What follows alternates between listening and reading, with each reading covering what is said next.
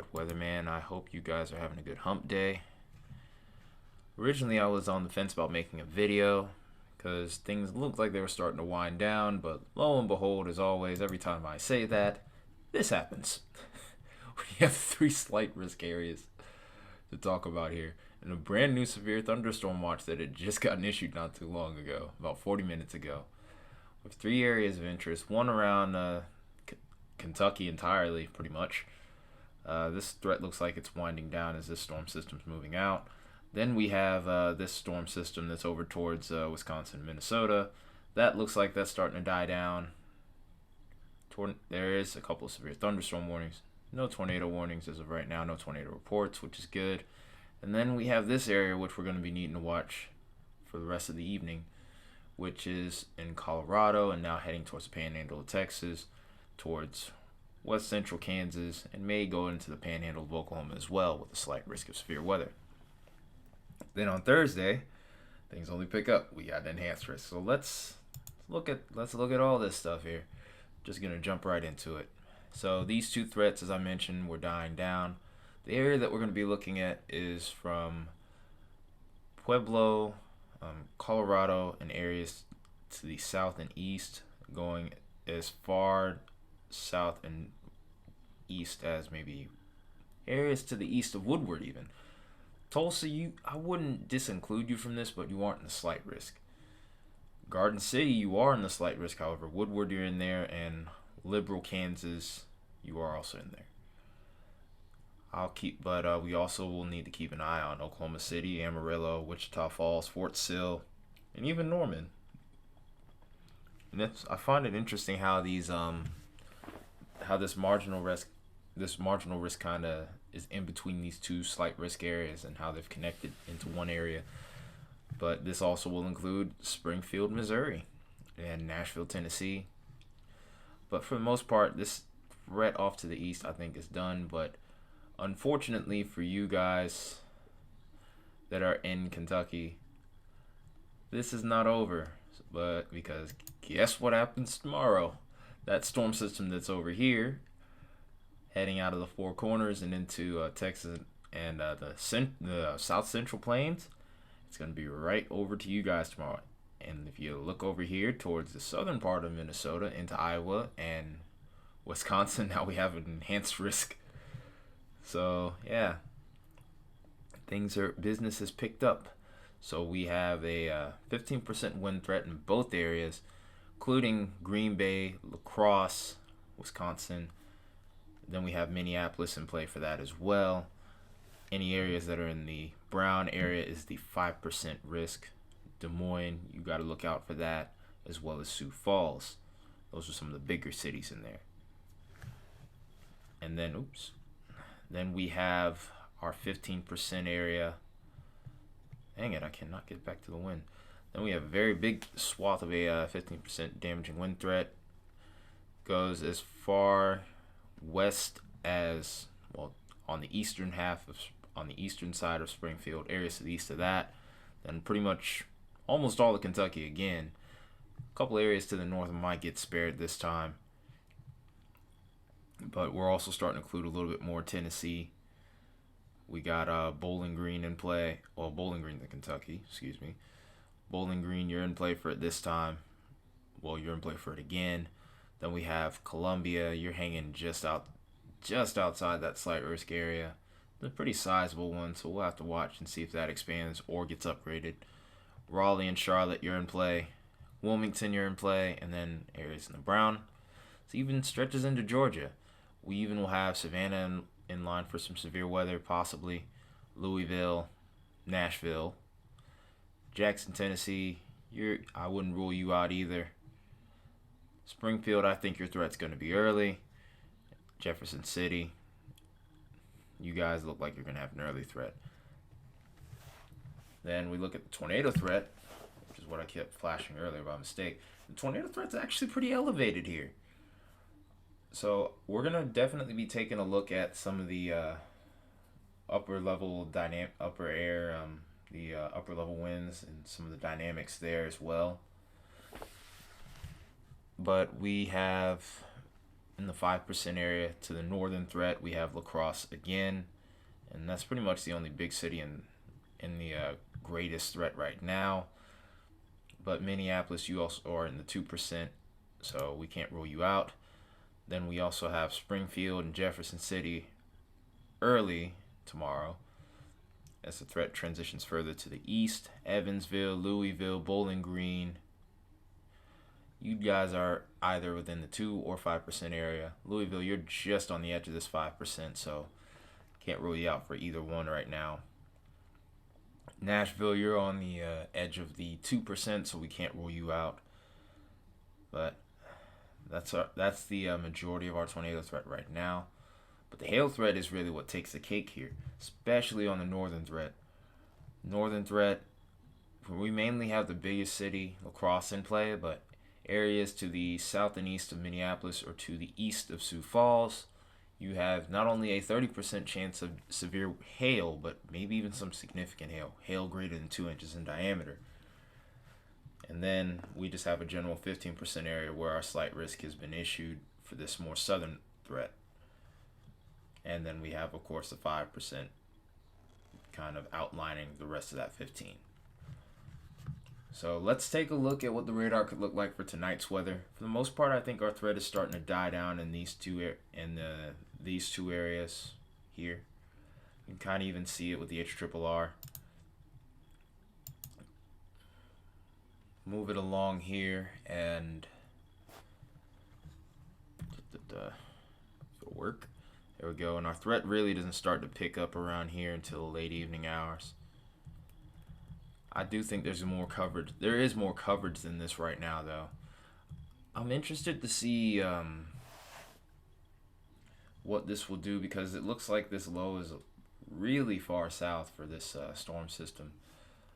But we do get some severe weather popping off around here in the overnight hours. And once we get into the morning, this will fizzle out. And then we expect it to redevelop into the afternoon hours. We'll use the NAM to kind of check that out, though. We'll kind of pick up where the HRRR has left us at. So get that into a loop. And we're just going to wait a little bit. Alright, so here is where we have left off at. Yeah, NAM is kind of showing a little bit more brighter of a picture as far as the storms are concerned. A much more intense picture, I should say. A little bit greater resolution. I might start going with this more. But we get into the evening hours, into the early afternoon, and into the evening hours on Thursday. Here's our area of interest. These storms start to really pop up, and then if we look to the north, things really start to pick up. And now we even have some snow back into the picture. We got a little bit of snow on the backside of the storm system here. Could affect the Four Corners. Looks like it'll affect the Four Corners region, and then Montana and Idaho could see a little burst of snow. And then we'll move this along into the overnight hours, heading into Friday. And things look like they're going to pick right back up. And then we have a new area of storms that pops up around the southern plains, pretty far off to the east from this upper level low. We do get some snow on the backside, maybe even for Denver as well. And that's towards the end of our model run. This thing's starting to freeze. And we get more storms popping off on the eastern side of this low. We'll go into greater detail about that later. Let's take a look at the upper air. We'll get a look at our low-level jet here. Just kind of see what, kind of get an idea of what the Storm Prediction Center is suggesting. I mean, even now, even with things starting to die down a little bit, you could kind of see where that low-level jet was. So I could see why they thought the tornado threat was higher here. We do have an area where we're hitting about 50 knots plus, which is usually what you would look for in a potential severe weather event with tornadic activity. Move this forward. This low-level jet doesn't quite, it pushes off to the east and it doesn't really go like downtick. If anything, it kind of upticks a little bit. Then once we get into the overnight hours, right around here, that's an area of interest. Then we have a really strong push right here, but I think that's going to be on the back side of this. Then on Friday, we'll have to watch this little area right here around the South Central Plains. But it does kind of check out as to why they have a little bit more of an increased threat. We'll have to see whether these storms are able to take advantage of it or not. There's still so many unknowns with storms as to why they do or don't produce tornadoes. So even if you get a higher tornado chance, it's still not a guarantee. Just like if it's not a 0% chance, I can't say that it won't happen either. You kind of almost play devil's advocate with it in a way. It's kind of messed up, but hey, I'd rather give you a warning and be wrong than not give you any warning at all and you get hit. But anyway, might I digress. Moving on to this, I'm pretty sure you know what this is. I've been hearing plenty of rumblings about a tropical event. This is actually the first time today that I've really gotten a good chance to look at this. So we're going to look at the GFS and the Euro, both today on this video. And just kind of get an idea of what's going on, because I keep hearing more and more people talking about it in the weather community. So apparently they're seeing something, and I'm interested to see if anything's changed. I've been talking about how the GFS has been hanging on to this run of a really powerful storm heading into the Gulf later next week, but the Euro hasn't really been sold on this. I'm not too sure much has changed, but we're going to find out right now. So we're going into the weekend here. Obviously we have nothing, but it's towards the end of the weekend where I remember starting to see a little something develop. Or no, we don't have that, but we have something around. Hang on a minute. Maybe the GFS has finally dropped it. Wait, we're getting into the longer range here. Yeah, I think the GFS might be dropping it now. Well, that's a hang on a minute.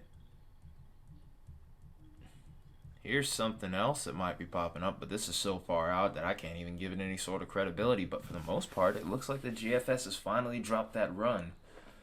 I mean, to be honest, it was I found it odd that it was holding on to a run like that for that long, especially for this time of year, for a storm to become that strong. It just seemed kind of bogus, kind of odd. Let's check the Euro just to be sure. I mean, we'll keep an eye on this because this is kind of a little bit more in time. Hurricane season starts around June 1st. It starts on June 1st, I should say. But when you get runs like this in mid-May, that's like, hang on a minute. You got to definitely put a pause on that. But let's go to the Euro. Let's see if we finally have some sense of agreement here in regards to. I didn't put it in loop mode. I apologize for that. But we'll put the. But let's get a look at the Euro here. Let's see, because I want to be sure that we can say that we're done with whatever madness run we've had here. Yeah, I don't really see much of anything going on here. Well, that's actually kind of a relief. Of course, we can't see as far out as the GFS on the Euro, because Euro only goes out to about 240 hours. But that's fine. I'm definitely not complaining. This is all I got for you guys tonight. Hope you guys have a good hump day. I'll talk a little bit further about the severe weather threat tomorrow in the next video. Probably be tomorrow evening. And then, of course, we have plenty more severe weather to go. If we look at the day 4 through 8 outlook. Well, not the day 4 through 8 outlook. We have something on Friday. We have a slight risk on Friday. I'll talk about that more tomorrow. But that's it for tonight. It's been Tyre, Metalhead Weatherman. I hope you guys have a good night. I will see you tomorrow.